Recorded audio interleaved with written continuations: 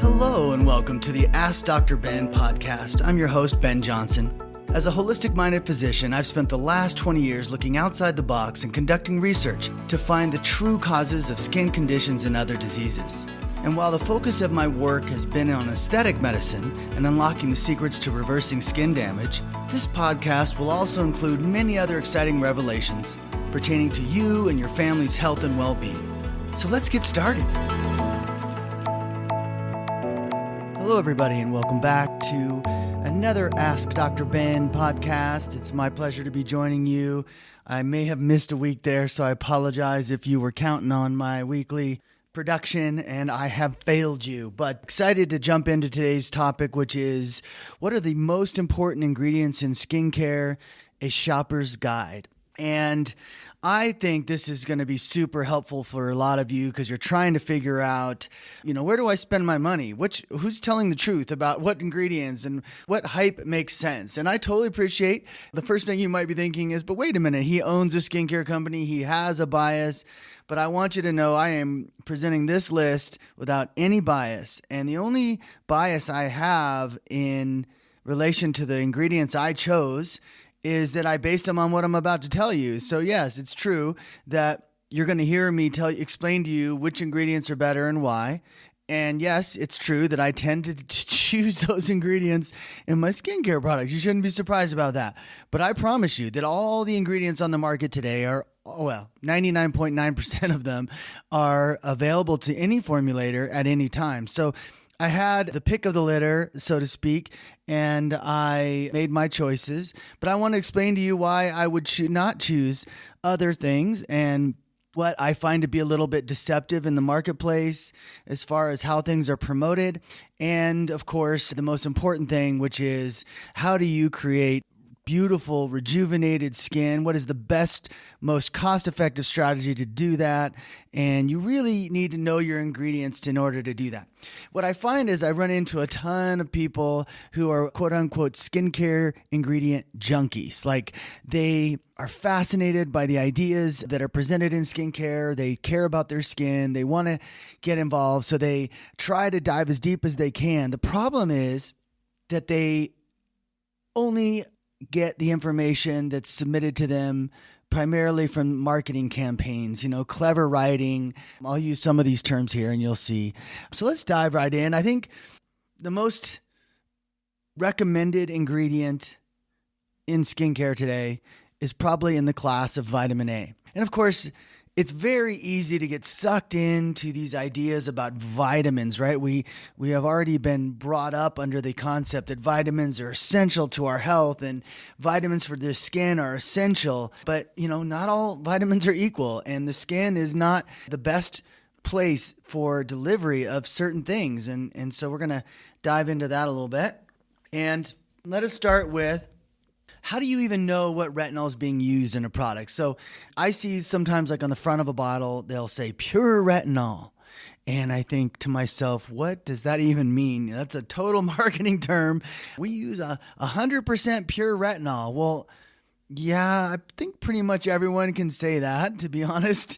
A pure form of a certain type of retinol, but pure retinol, if it just means retinol, means that it is half trans retinol and half cis retinol. So these are two enantiomers of retinol, which are totally different in function, totally different in purpose. And cis retinol has no real association with collagen activity. In all the studies, they found cis retinol is not a stimulant of collagen.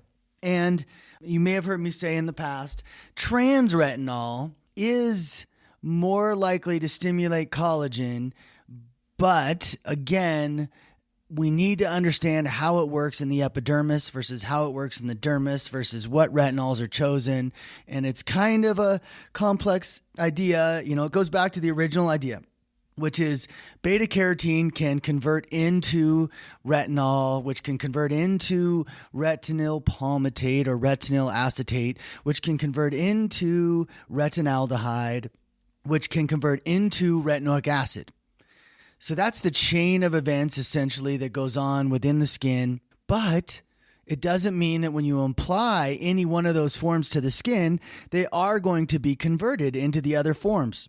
Your body does this in a very targeted way. It primarily does this through diet modifications of vitamin A ingestion. And the skin itself is quite a tricky barrier to navigate. The average retinol gets 2% penetration into the skin. So very little of what retinol you use is actually functioning at a level that you think it is. And of course, there's what are the side effects? What are the downsides to retinols? And are they an important part of my skincare routine? If I were to summarize it, I would tell you, be very, very cautious of adding retinol to your routine. And the main reason for that is that retinol is highly oxidizable. It's highly sun sensitizing. And the entire industry thought they had outsmarted the skin by applying retinols, vitamin A's at night, saying, yes, it is sun sensitizing. Yes, it can oxidize and harm the skin. So if you apply it at night, you avoid the sun. Well, it was a nice thought, but in reality, you don't put skincare, any ingredient that penetrates past the stratum corneum, which is that top barrier of your skin, any ingredient that penetrates past that is going to stay in your skin for a while. It's not leaving. You got a good 24 hours. You probably have 48 hours of absorption from that, especially if you keep reapplying, right? So a little bit more packs in and a little bit more packs in. And so it's there during the day. It's there when you go in the sun. It is there oxidizing. And when retinols oxidize, they do create DNA damage. And when retinols are applied, the vast majority of them do exfoliate your skin. So if you haven't heard me talk before and this was your first podcast, well, welcome to a new reality where you should know that exfoliating your skin is not your job. It is not something you should ever attempt to do. Your skin is brilliant. It is a 24/7 AI-driven machine that knows exactly when it wants to exfoliate, times its exfoliation with incredible perfection, and it does this your entire existence. It's an unbelievable system, and here we are as skincare experts, as skin physicians, as dermatologists. I'm, by the way, general practice, but a cosmetic medicine expert, so to speak. Had several clinics and have been working with skincare products and patients and clients for the last 23 years. But yeah, I'm not a fan of that strategy. So one of the first reasons people say to use vitamin A is because it improves skin turnover. And the only thing that is quasi-beneficial to improving your skin turnover is that you see a lightening of pigmentation. So retinols in many cases are used for uneven skin tone because they will force the skin to shed. In so doing, they will reduce the amount of pigment staining that occurs on their skin. Now, I believe pigment staining is purposeful and protective, and so exfoliating that away isn't the ideal way to go, number one. Number two, when you do exfoliate, you increase your sun sensitivity, which is another way of saying you increase your sun damage. And so as a result of that, you actually will worsen your uneven skin tone in the long term by using daily retinols and exfoliating your skin, and you speed the aging process of your skin. Last but not least, in this wonderful vitamin that we think is so magical for the skin, it is dehydrating to the skin when it's an exfoliant.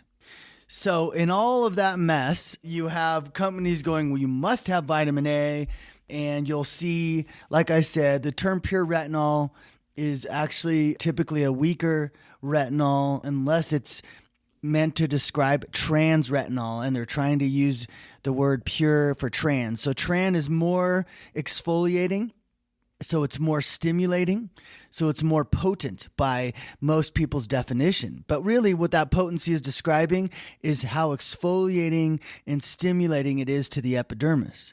Arguably, that actually might even mean that it's more inflammatory, but I haven't seen any studies that focused on that. Remember, most studies are done to try to sell ingredients or sell products, not to try to slam on the ingredient industry. So it's really hard to find the right studies that are unbiased, and that was certainly a challenge for me as a formulator. So trans retinol, oftentimes you'll find is the one that they're going to use in doses under 1%. If you are going to use a retinol and you're going to ignore everything I've just said, well, shame on you. No, but if you are, you definitely want to keep your retinol below 1%. I think that ends up creating way more havoc than you want if you start using more. Now, the funny thing is everybody formulates according to that. So if someone is using a 5% or an 8% retinol, that just means that retinol has been stabilized or isolated or is not a very active form, and so it's more tolerable. Very rarely do you see people throwing together a high-strength retinol that just blows your skin away in the bad way, because obviously you're not going to want to keep using it. Now, of course, the one main one that does that is retinoic acid itself, which is so poorly understood. Retinoic acid is absolutely the best collagen activating form of vitamin A, hands down. But the problem is it is only meant to be made by the skin. The skin does not want any exogenous forms of it. In other words, the skin does not want retinoic acid applied from the surface, nor does it want retinoic acid in the form of isotretinoin absorbed internally in the form of Accutane. That's poisonous as all get out, Accutane. But topically, retinoic acid, still the number one prescribed by dermatologists, the most quote-unquote scientifically proven retinol, an absolute must for its proven collagen stimulation. Well, pump the brakes on that, because the studies are actually really clear. After 1 year of daily use of retinoic acid at several different strengths, didn't matter the strength, 0.025, 0.05, 0.1, the skin thinned, and it thinned at the dermal level. And what that tells you is you actually promoted aging, because your skin thins at the dermal level at about 1% a year. And believe it or not, after 1 year of daily retinoic acid use, the papillary dermis thinned by 18%. That's arguably 18 years of aging happening. Now, I don't think it quite looks that way. It's very confusing with retinoic acid, because in the beginning, the inflammation that it causes to your epidermis is really toxic to the epidermis, and it actually stops your natural maturation of your dermis, or of your epidermis. It's really crazy. So you have these cells called keratinocytes, and they go through this evolution in your epidermis over 30 days to become a corneocyte, which is the packed layer at the top. And retinoic acid interferes with that. Retinoic acid interferes with the breakdown of damaged collagen as well, because when it's present, it's sending a chemical message of, hey, rebuild, rebuild. And so that message is drowning out the message of, hey, tear down the damaged stuff so that you can rebuild. In other words, retinoic acid is supposed to show up a day later in the process of the tear down rebuild, but because you're applying it every day to your skin, it's there giving the message of rebuild while the other chemicals are saying tear down. So that is another reason why I think your skin thins. Now, they did a study carrying forward that 18% thinning over 1 year, and they measured 30% thinning over 5 years. I have both of those studies. They are unbelievably telling. I want to say there were over 400 patients in the one study at 18%. So I try to tell dermatologists about this study. I've heard some crazy responses like, that's a papillary dermis. It's a small part of your skin anyway. And I don't believe it. I saw myself that retinoic acid is a stimulant and makes the skin look better. So why does it temporarily improve fine lines? Well, when you inflame the bejesus out of your epidermal layers, your surface layer, you can oftentimes cause swelling. And in fact, it also causes some scar tissue accumulation in the epidermis with chronic use, and that can cause some plumping.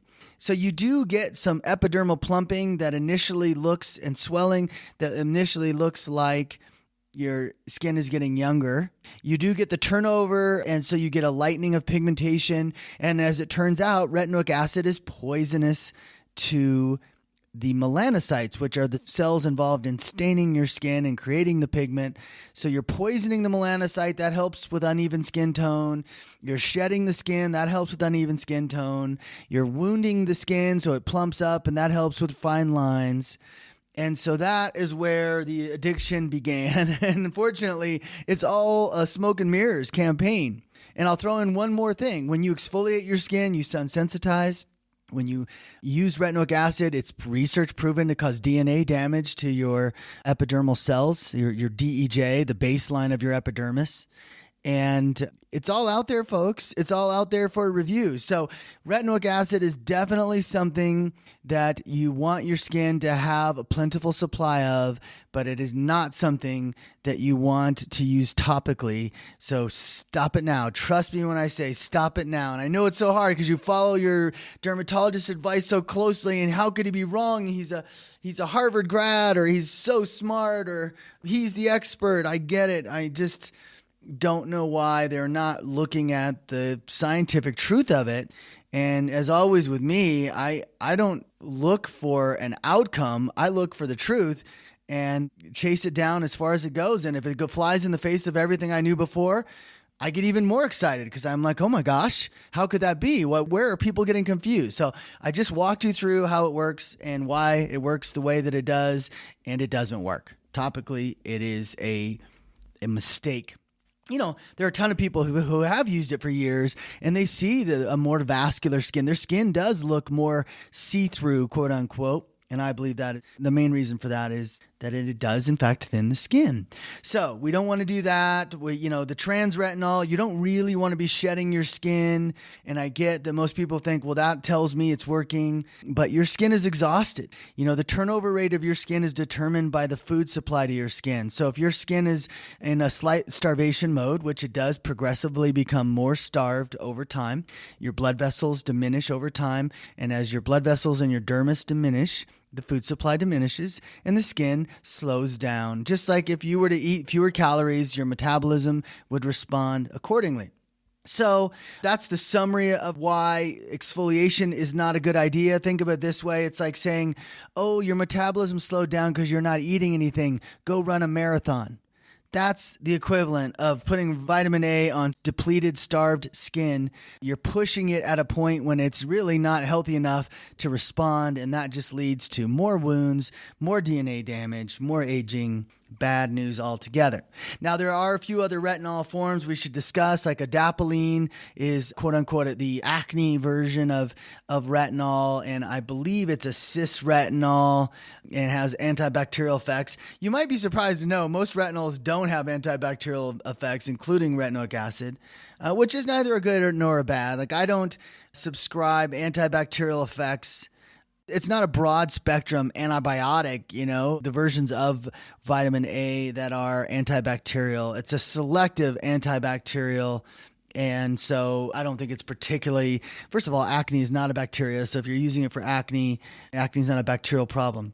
So what do I like? I like retinols that are more stabilized, but it's also got to be something that works, right? And so I looked at all the research, and what it came down to was that the only form of retinol that did more than just thicken the epidermis. Remember, the whole goal of getting your skin younger, permanently reversing aging, is thickening your dermis. So thickening your epidermis is a sort of a waste of time. Definitely not a good idea if you're thickening your epidermis through wounding it. So all the studies on vitamin A talk about the thickening of the epidermis. The only one that makes the most logical sense to me, that has the most promise, and personally after having formulated with it for the last 13 years, I can tell you it does permanently thicken the dermal collagen layer, is retinaldehyde. Now, the problem with retinaldehyde is it's unstable. So if you have seen a product on the market or thinking about a product on the market and you come across retinaldehyde, you want to right away look to see, is it stabilized retinaldehyde? Because I learned the hard way that retinaldehyde can last as little as 24 hours in a bottle. It's really, really unstable. And so I had the good fortune of working with a lab who's figured out a way to stabilize it. And so why retinaldehyde? Well, retinaldehyde is the immediate precursor to retinoic acid. So in other words, it is what the skin uses to when it wants to make more collagen, because it doesn't store retin A in the skin. Really important understanding to have. Your skin does not store retin A. It only stores retinaldehyde. So you want retinaldehyde to be plentiful in your dermis so that when your skin wants to make collagen, it does in one step, it converts it to retinoic acid. The beauty of that is all the retinaldehyde in the world down there is not going to send a message to the cells to stop tearing down damaged collagen. Retinaldehyde is not highly exfoliating. Retinaldehyde, because it's stabilized and because it's so potent, it actually is proven to be as strong a collagen stimulator as retin A, equal in strength stimulating collagen as retin A. That's a remarkable feat. So we use it in doses similar to retin A, the 0.025, 0.05, 0.1, whereas most retinols you'll see out there are going to be 1 to 3%. So you use like that, a tenth to a 50th of the dose of a traditional retinol because it actually is 1,000 times stronger than traditional retinol at stimulating collagen. And the reason what that's really signifying is the other forms of vitamin A that the skin stores, like retinol palmitate, like retinol, those other forms are not used to make collagen. They're used for other things. Vitamin A has many uses. The skin doesn't just store 4 or 5 different forms of vitamin A in preparation to make collagen. It's got a lot of things going on. Vitamin A has a lot of roles, and it's not all well understood. So I don't believe that it makes sense to use a retinol since it doesn't stimulate collagen very well unless it's retinaldehyde. I think the risk to DNA damage, the inflammation it causes, the increased sun sensitivity, the accelerated aging, all these negative effects have only one positive, which is because it wounds the skin every time you apply it, it plumps the skin and makes your wrinkle look better. Now, you can do this own test. So let's say you've been using a retinol that you bought into the story, hook, line, and sinker, and you're feeling good about it, and you like how your skin looks on it. Well, put that to the test. Stop using it.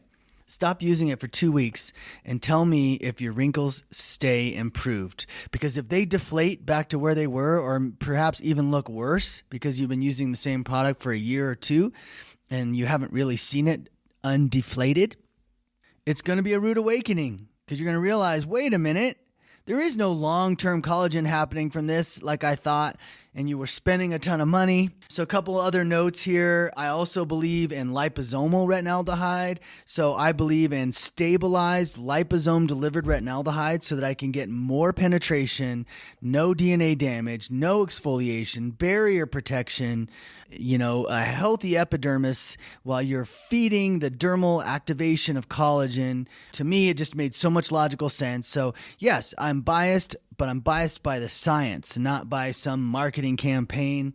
And the last one I'm going to mention under the retinols is a bakuchiol, Bakuchiol. It's just been in the news lately, and it's a laughable marketing campaign. Oh, this is the retinol alternative. And it's like, it's not a retinol at all. It has no function like a retinol. It is a plumping agent. I don't even know that it has any benefit to the skin. It may be harmful. I haven't done enough research to tell you whether or not it actually wounds the skin to create plumping, but it is not going to generate collagen, and it is not a retinol alternative. So that's all marketing. So, and I guess I should say that sometimes you'll see, well, this reason why this retinol is so good is it's been combined with vitamin C, or it's been combined with alpha hydroxy acid, or it's been combined with hyaluronic acid.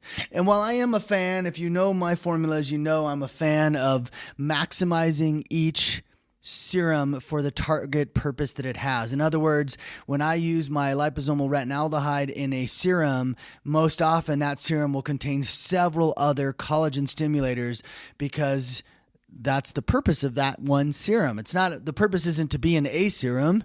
The purpose is for it to be a collagen stimulating serum. So you use all the ingredients that work in conjunction with, that work synergistically with vitamin A. And I can tell you right now, that's not vitamin C.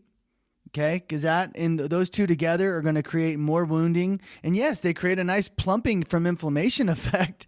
It's not alpha hydroxy acid, God help us all that they even thought of the idea of putting retinol and alpha hydroxy acid together. That's a nightmare waiting to happen, because alpha hydroxy acid only works by inflaming the epidermis. The turnover that it creates is from inflammation. It accelerates aging on its own. So when you combine a depleted epidermis, dehydrated from alpha hydroxys, dehydrated from retinols, and then they sell you a moisturizer because of that, but that's another point. So yeah, stay away from those combinations. You do not want that on your skin. It is not serving you. And isn't it a tragedy that there's not more people out there speaking truth to this? Because, I'm not just giving you opinion. Like, this is scientific fact here. And so I'm just always shocked how little conversation is given to the questionable safety of most retinols on the market today. Okay, well, my goal here was to probably split this episode into 2 sessions. I'm a little nervous to start right in on the next ingredient category, which is vitamin C's, because we're so close to the line here. So what I think I'm going to do is do a quick conversation on the moisturizer choices that you make and explain to you how you should invest in your moisturizer. So let's just cover that topic because it's a short and sweet ingredient discussion. So the funny thing about your skin moisture is the most important thing you can do to preserve moisture in your skin is leave it alone. That's the God's honest truth. Leave it alone. Don't exfoliate it. Don't use aggressive cleansers. Don't use alcohol toners. Don't use devices. Don't scrub. Like, that is the number one way to keep your skin moisturized. And it's so crazy. Like, the world's a bit obsessed with moisturizers, and the primary reason why is that they are using other products that are dehydrating their skin. So they're finding this desperate need to have moisture. Now, moisture is a deep conversation. I've done an Insta Live on it because there is a way to affect your skin from the inside out. Taking the proper omega oils in your diet, which I believe are 3, 6, 7, and 9. Taking those oils internally will absolutely help restore the barrier, and that's one way to do it. But keeping your skin healthy and well-fed is the other way to do it, and moisturizers in general are marketing gimmicks. So hyaluronic acid is a big selling point, but the thing is if you're using a hyaluronic acid in a dry climate, it can pull moisture from the skin. And if you're using it in a humid environment, it works better, let's just say.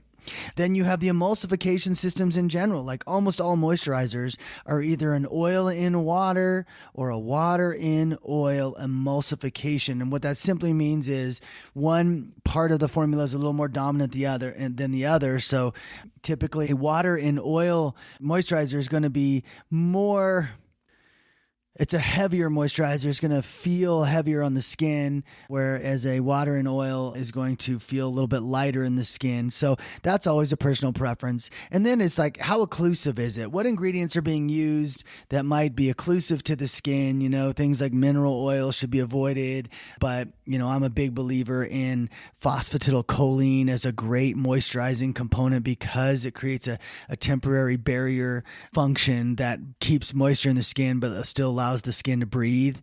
Other people put ceramides in moisturizers. I don't do that because the studies show that if I apply ceramides to the top of my skin, that in fact my skin will slow down its turnover rate because it'll read that as there's a problem. And so there's a feedback loop is what I guess I'm telling you with ceramides that I think make them not the ideal lipid to put on the surface skin. Now, oils are fine. And then when it comes to moisturizers, if you're choosing the right ones, I'm a fan of a host of different ones, including sea buckthorn and, avocado oil. You're trying to use organic wherever you can. Macadamia nut oil has good moisturizing properties. So there's several oils that you might find helpful. I generally would say stay away from putting a direct application of any essential oils because those do become irritating in high concentration. And so, moisturizers are, the funny thing about them is they tend to make your skin be leak water more easily. That's the whole nature of what an emulsifier is. It allows water to get through lipid. So if you have your lipid barrier and you put an emulsifier on top of it, you could literally encourage water evaporation from your skin. So I'm not a huge fan of moisturizers in general, which might sound funny because I, make and sell a handful of them. But my goal is barrier restoration, and spend your money on the serums that make your skin permanently younger. And that is a better solution than these pumpers. Now, that being said, most people feel their skin is dry. Most people feel better with the moisturizer on their skin. It just is something they've become used to. So, have at it. Remember, though, that moisturizers go on last, so they're least likely for the actives in moisturizers to get good penetration. So most of the time, I don't focus too much attention on which active ingredients I'm putting into a moisturizer because of that fact. I find, you want to put the great ingredients into systems that have delivery systems, and moisturizers typically do not. Now, plumpers, like I mentioned, can be fine in certain instances if they can make their way in enough to generate a plumping effect. But all that plumping from moisturizers is not reversing aging. It's not keeping you young. It's not helping you protect from the sun, obviously, unless, of course, it's got zinc or titanium in it. It's not, and you don't want to use a moisturizer that has artificial sunscreen in it because those wound the skin. And so you don't want to apply something to your skin every day that wounds the skin. Even alpha hydroxy acid moisturizers are a mistake unless you're using L-lactic acid at, maybe up to 2%, because it is a natural moisturizing factor. And at that level of percentage, it won't exfoliate or harm the skin. But there's no reason to have sal acid or glycolic acid in your moisturizer. Again, the whole purpose of a moisturizer is a feel more than anything else. It does not have much of a functional purpose, and that's why I'm biased sort of against them. So on that note, we will finish today's podcast and remind you that next week we will have round 2 of the most important ingredients in skincare, a shopper's guide. So I look forward to seeing you then. Thanks so much. I hope you've enjoyed this episode of Ask Dr. Ben. Please leave a review if you can, and subscribe to the show on Apple Podcasts to get access to all of my upcoming episodes. My website is osmosisbeauty.com, and you can find me on Facebook at Osmosis Beauty. And you can also follow me on Instagram at osmosis_beauty. Thanks for listening.